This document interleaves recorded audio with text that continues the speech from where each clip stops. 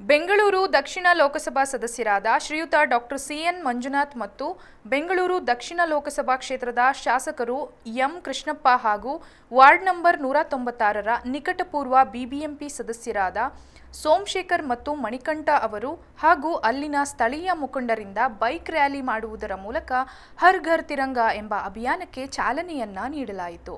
2 ದಿನದ ಹಿಂದಷ್ಟೇ ತಿಪ್ಪಸಂದ್ರ ಗ್ರಾಮಕ್ಕೆ ಎಂ ಕೃಷ್ಣಪ್ಪ ಅವರ ಆಶೀರ್ವಾದದೊಂದಿಗೆ ಬಿಬಿಎಂಪಿ ಸದಸ್ಯರಾದಂಥ ಸೋಮಶೇಖರ್ ಅವರು ಕಾವೇರಿ ನೀರಿಗೆ ಚಾಲನೆಯನ್ನ ನೀಡಿದ್ರು. ಇದೀಗ ರಾಷ್ಟ್ರೀಯ ಹಬ್ಬಗಳ ಮಹತ್ವವನ್ನು ಸಾರುವ ಉದ್ದೇಶದಿಂದ ಇಂದು ಹರ್ ಘರ್ ತಿರಂಗಾ ಅಭಿಯಾನವನ್ನು ಹಮ್ಮಿಕೊಂಡಿದ್ದು, ಬೆಂಗಳೂರು ದಕ್ಷಿಣ ವಿಧಾನಸಭಾ ಕ್ಷೇತ್ರವಾದಂಥ ಕೋಣನಕುಂಟೆ, ಗೊಟ್ಟಿಗೆರೆ, ಅಂಜನಾಪುರ ಬೀದಿಗಳಲ್ಲಿ ಬೈಕ್ ರ್ಯಾಲಿಯನ್ನು ನಡೆಸಲಾಯಿತು. ಇದು ನರೇಂದ್ರ ಮೋದಿ ಅವರ ಇಚ್ಛೆಯಾಗಿದ್ದು, ದೇಶದ ಸ್ವಾತಂತ್ರ್ಯಕ್ಕಾಗಿ ಬಲಿದಾನ ಮಾಡಿದವರ ಸ್ಮರಣಾರ್ಥವಾಗಿ ಅವರಿಗೆ ಗೌರವ ಸಲ್ಲಿಸುವ ಉದ್ದೇಶ ಹಾಗೂ ಜನರಲ್ಲಿ ಜಾಗೃತಿಯನ್ನು ಮೂಡಿಸುವ ಉದ್ದೇಶದಿಂದ ಈ ಕಾರ್ಯಕ್ರಮವನ್ನು ಹಮ್ಮಿಕೊಳ್ಳಲಾಗಿದೆ ಎಂದು ರ್ಯಾಲಿಗೆ ಚಾಲನೆ ಕೊಟ್ಟಂತ ಶ್ರೀಯುತ ಡಾಕ್ಟರ್ ಸಿಎನ್ ಮಂಜುನಾಥ್ ಅವರು ಫಸ್ಟ್ ಐಟಿವಿ ನ್ಯೂಸ್ನೊಂದಿಗೆ ಮಾತನಾಡಿದರು. ನಮಸ್ತೆ ಸರ್. ನಮಸ್ತೆ ಅಮ್ಮ. ಹೇಳಿ ಸರ್, ಇದು ರ್ಯಾಲಿ ಮಾಡ್ತಿರೋ ಉದ್ದೇಶ ಏನು, ಏನಕ್ಕೆ ಇವತ್ತು ಇಷ್ಟು ಜನ ಸೇರಿರೋ? ಇವಾಗ ನಾಳೆ ನಾವು 78ನೇ ಸ್ವಾತಂತ್ರ್ಯ ದಿನಾಚರಣೆಯನ್ನು ಆಚರಣೆ ಮಾಡ್ತಾ ಇದ್ದೇವೆ. ಸೊ ಇದರ ಪೂರ್ವಭಾವಿಯಾಗಿ ನಾವು ಹರ್ ಘರ್ ತಿರಂಗಾ ಅನ್ನುವ ಒಂದು ಅಭಿಯಾನವನ್ನು ಹಮ್ಮಿಕೊಂಡಿದ್ದೇವೆ. ಇದು ನಮ್ಮ ನೆಚ್ಚಿನ ಪ್ರಧಾನಮಂತ್ರಿಗಳಾದ ನರೇಂದ್ರ ಮೋದಿಯವರ ಇಚ್ಛೆ ಕೂಡ ಇದಾಗಿದೆ. ಯಾಕೆಂದರೆ ನಾವು ಈ ಸ್ವಾತಂತ್ರ್ಯ ದಿನಾಚರಣೆಯ ಮಹತ್ವವನ್ನು, ಸ್ವಾತಂತ್ರ್ಯ ಸಂಗ್ರಾಮದ ಮಹತ್ವವನ್ನು ಯುವ ಪೀಳಿಗೆಗೆ ತಿಳಿಸುವಂಥ ಈ ಕಾರ್ಯಕ್ರಮ. ಯಾಕೆಂದರೆ ಪ್ರತಿ ಪೀಳಿಗೆ ಅಂದರೆ 30 ವರ್ಷ 40 ವರ್ಷ ಮಾತ್ರ ಇರುತ್ತೆ, ನಂತರ ಹಿಂದೆ ಆಗೋಗಿರೋದೆಲ್ಲ ಮರ್ತೋಗಿರುತ್ತೆ. ಹಾಗಾಗಿ ಸ್ವಾತಂತ್ರ್ಯ ಸಂಗ್ರಾಮದ ಮಹತ್ವ ಏನು, ಯಾರ್ಯಾರು ಬಲಿದಾನ ಮಾಡಿದ್ದಾರೆ ನಮ್ಮ ರಾಷ್ಟ್ರಕ್ಕೆ, ನಮ್ಮ ದೇಶಕ್ಕೆ ಸ್ವತಂತ್ರ ತಂದುಕೊಡೋದ್ರಲ್ಲಿ ಅವರ ಬಲಿದಾನವೇನು, ಅವ್ರನ್ನೆಲ್ಲ ನೆನಪು ಮಾಡಿಕೊಂಡು ಅವರಿಗೆ ಗೌರವವನ್ನು ಸೂಚಿಸುವಂಥ ಕಾರ್ಯಕ್ರಮ ಮತ್ತು ಜನಜಾಗೃತಿಯನ್ನು ಮೂಡಿಸುವಂಥದ್ದು. ಯಾಕೆಂದರೆ ಇದು ಒಂದು ರಾಷ್ಟ್ರೀಯ ಹಬ್ಬ.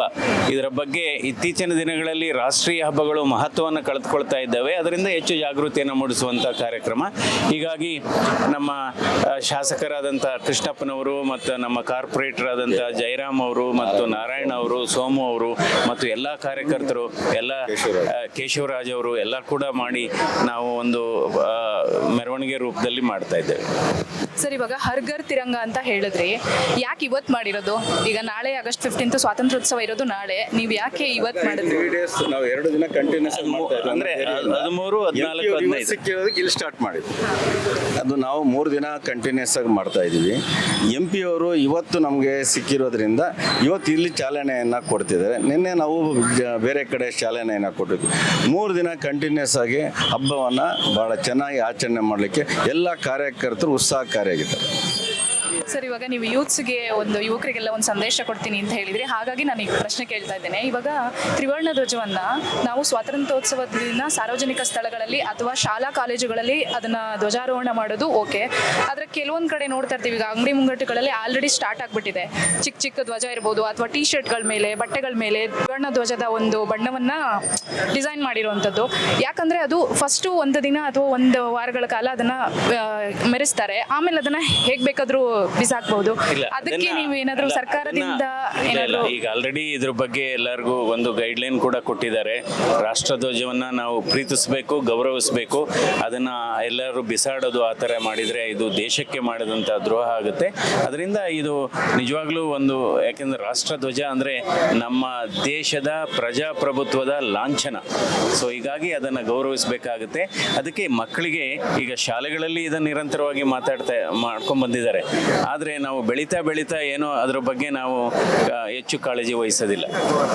ಅದರಿಂದ ಈ ರೀತಿ ಮಾಡಬೇಕಾಗುತ್ತೆ. ಅದೇ ಈಗ ಮುಂದಿನ ದಿನಗಳಲ್ಲಿ ಈ ಸರ್ಕಾರ ಮನಸ್ಸು ಮಾಡಿದರೆ ಅದನ್ನು ಬ್ಯಾನ್ ಮಾಡ್ಬೋದು. ಬೇರೆ ಬೇರೆ ಕಡೆ ಎಲ್ಲ ಬಟ್ಟೆಗಳ ಮೇಲೆ, ಅಥವಾ ಈಗ ಒಂದು ಚಿಕ್ಕದಾಗಿ ಧ್ವಜ ತಗೊಂತಾರೆ, ನಾಳೆ ದಿನ ಅದೆಲ್ಲೋ ಮರಕ್ಕೆ ಸಿಕ್ಸಿರ್ತಾರೆ, ಅಷ್ಟು ಗೌರವ ಕೊಡೋದಿಲ್ಲ. ಅದನ್ನೇನಲ್ಲ, ಅದಕ್ಕೆ ನಾವು ಹೆಚ್ಚು ಜಾಗೃತಿ ಮೂಡಿಸ್ಬೇಕು, ಅವೇರ್ನೆಸ್ ಮಾಡಬೇಕಾಗುತ್ತೆ. ಯಾಕೆಂದರೆ ಈಗ ಇದು ರಾಷ್ಟ್ರೀಯ ಹಬ್ಬಗಳಲ್ಲೇ ನಾವು ಧ್ವಜಗಳನ್ನು ಹಾರಿಸಬೇಕು ಅಂತ ಇಲ್ಲ, ಬೇರೆ ದಿನಗಳಲ್ಲೂ ಕೂಡ ನಾವು ಅದನ್ನು ಹಾರಿಸ್ಬೋದು. ಅದರಲ್ಲೇನು ತೊಂದರೆ ಇಲ್ಲ. ಅದಕ್ಕೆ ಆದಂಥ ಒಂದು ಕಟ್ಟುನಿಟ್ಟಿನ ಸೂಕ್ತ ಕ್ರಮಗಳಿದೆ, ಅದನ್ನು ಪಾಲಿಸಬೇಕಾಗುತ್ತೆ. ಇವಾಗ ಮೈತ್ರಿ ಸರ್ಕಾರ ಏನಾದರೂ ಬಂದರೆ JDS ಮತ್ತು BJPದು ಯಾರಿಗೆ ಹೆಚ್ಚಿನ ಆದ್ಯತೆಯನ್ನು ಕೊಡಲಾಗುತ್ತೆ ಸರ್? BJPಗೆ? ಹಾಗೇನಿಲ್ಲ, ಇದು ಎಲ್ಲ ಒಂದು ಅಣ್ಣ ತಮ್ಮಂದಿರ ಬಾಂಧವ್ಯ. ಸೊ ಎಲ್ಲರೂ ಸಮಾನಾಂತರವಾಗಿರುತ್ತೆ, ಇದರಲ್ಲಿ ಯಾವುದೇ ಒಂದು ವ್ಯತ್ಯಾಸ ಭೇದ ಭಾವ ಯಾವುದೂ ಇರೋದಿಲ್ಲ. ಯಾಕೆಂದರೆ ನಾವು ಈ ಚುನಾವಣೆಯನ್ನು ಕೂಡ ನಾವು BJP JDS ಮೈತ್ರಿ ಅಭ್ಯರ್ಥಿಯಾಗಿ ನಾವು ಸ್ಪರ್ಧೆ ಮಾಡಿ ಎಲ್ಲ ಒಗ್ಗಟ್ಟಿನಿಂದ ಕೆಲಸ ಮಾಡಿದ್ದೇವೆ. ಅದೇ ಒಗ್ಗಟ್ಟು ಮುಂದುವರಿಯಿತು. ನಮಸ್ಕಾರ.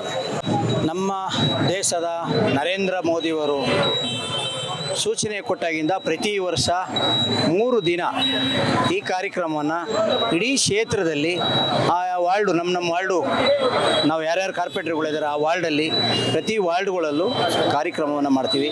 ಏಕೆಂದರೆ ಪ್ರತಿ ಮನೆ ಮೇಲೂ ಆಗಸ್ಟು ಸ್ವತಂತ್ರ ಬಂದಂಥ 78 ವರ್ಷ ಆಗಿದೆ. ಆದ್ರೂ ಇಡೀ ನಾವು ಬೆಂಗಳೂರು ಸುತ್ತು ನೋಡಿದಾಗ ಪ್ರತಿಯೊಬ್ಬರು ಮನೆ ಮೇಲೂ ಆ ಧ್ವಜ ಇರಬೇಕು ಅನ್ನೋ ಒಂದು ಇದಕ್ಕೆ ನಾವೆಲ್ಲರೂ ಸೇರಿ ಎಲ್ಲರೂ ಇದರಲ್ಲಿ ಯಾವುದೇ ಪಾರ್ಟಿ ಇಲ್ಲ, ಏನಿಲ್ಲ, ಎಲ್ಲ ಜನರು ಒಗ್ಗಟ್ಟಾಗಿ ಜೊತೆಯಾಗಿ ಕೆಲಸವನ್ನು ಮಾಡ್ತಾರೆ. ರ್ಯಾಲಿ ಮೂಲಕ ಯಾರಿಗೆ ಯೂತ್ಸ್ಗಾಗಿರ್ಬೋದು ಅಥವಾ ಸಾರ್ವಜನಿಕರಿಗೆ ಏನಾದರೂ ಸಂದೇಶ ಕೊಡಬೇಕು ಅಂತ ಇದ್ದರೆ ಏನು ಹೇಳಕ್ಕೆ ಇಷ್ಟಪಡ್ತೀರಾ ಸರ್ ನೀವು? ಇವಾಗ ನೋಡಮ್ಮ, ನಾವೆಲ್ಲ ನೋಡ್ತಾ ಇದ್ದೀವಿ. ಮುಂಚೆ ನಮ್ಮ ಕಾಲದಲ್ಲಿ TV ಮಾಧ್ಯಮ ಆಗ್ಬೋದು, ಪ್ರತಿಯೊಂದು ಆಗ್ಬೋದು, ಮೀಡಿಯಾ ಎಲ್ಲ ಏನು ಕಮ್ಮಿ ಇತ್ತು, ತಮಗೂ ಗೊತ್ತಿದೆ. ಇವಾಗ ಪ್ರತಿಯೊಂದು ಗೊತ್ತಿರೋದ್ರಿಂದ ಏನು ನಮ್ಮ ಯುವಕರು ಕೂಡ ಉತ್ಸವದಲ್ಲಿದ್ದಾರೆ. ಅವ್ರಿಗೂ ಕೂಡ ಜೊತೆಯಲ್ಲಿ ಜೋಡಿಸ್ಕೊಂಡು ಏನೇನು ಕೆಲಸ ಮಾಡ್ತಾ ಇದ್ದೀವಿ. ಹಿರಿಯರಾದಂಥ ಅವ್ರ ಆಶೀರ್ವಾದ ತಗೊಂಡು ಅವ್ರ ಮಾರ್ಗದರ್ಶಿಯಿಂದ ಯಾಕೆ ಕೆಲಸವನ್ನು ಮಾಡಬೇಕು ಅಂತೇಳಿ ನಮ್ಮ ಜನಪ್ರಿಯ ಶಾಸಕರು M. ಕೃಷ್ಣಪ್ಪ ಸಾಹೇಬರು, ನಮ್ಮ MLA ಸಾಹೇಬರು, ಮತ್ತು ನಮ್ಮ ಇವಾಗ MP ಮಂಜುನಾಥ್ ಸಾಹೇಬರು ಅವರು ಮಾರ್ಗದರ್ಶಿಯಿಂದ ನಾವು ಎಲ್ಲರೂ ನಮ್ಮ ವಾರ್ಡಲ್ಲಿ ನಾವೇನೇನು ಕೆಲಸವನ್ನು ಮಾಡ್ತೀವಿ. ಸ್ವಾತಂತ್ರ್ಯ ದಿನಾಚರಣೆ 78ನೇ ಸ್ವಾತಂತ್ರ್ಯ ದಿನಾಚರಣೆ ಆಚರಿಸ್ತಾ ಇದ್ದೀವಿ.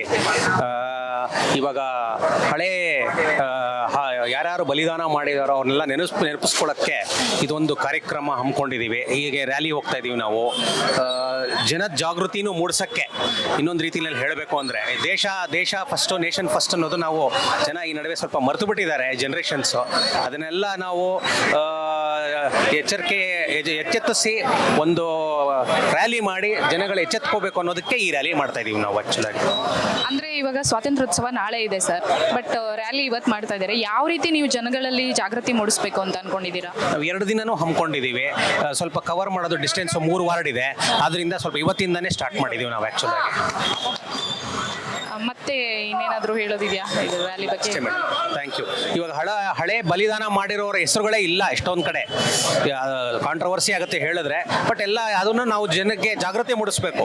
ಎಷ್ಟೊಂದು ಜನ ಬಲಿದಾನ ಮಾಡಿರೋ ಹೆಸರುಗಳು ನಾವು ಸ್ವಲ್ಪ ರ್ಯಾಲಿನಲ್ಲಿ ಹೇಳ್ಕೊಂಡು ಹೋಗ್ಬೇಕಾಗತ್ತೆ ಇದನ್ನೆಲ್ಲ ನಾವು.